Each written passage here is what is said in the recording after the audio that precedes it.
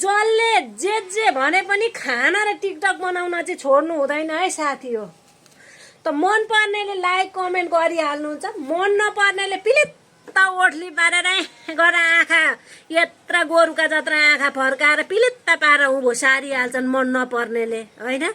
मन पर्नेले लाइक गर्नेले गर्नुहुन्छ, नभए नि पुरा भिडियो हेरिहाल्नुहुन्छ। आफू त जसका भिडियो मेरो फर यू पेजमा आउँछन् पुरा हेर्छु, अम्लाले लाइक गर्छु, कमेन्ट गर्न त्यति आउँदैन। अनि जसका भिडियो मैले पुरा फुल वाच गरेर हेरेकी छु उहाँहरुकोमा त मेरो भिडियो अवश्य जान्छ। टिकटकको नियमै हो, जसका भिडियो पुरा हेर्छु हेरो नि उसको भिडियो त फर यू पेजमा कुद्दछ हेर्नु। अनि रिस गर्नेलाई रिस गरिरहन् न, रिस गर्नै दिनुपर्छ होइन। मन पर्नेले लाइक गर्नुपर्छ, पुरा हेर्नुपर्छ।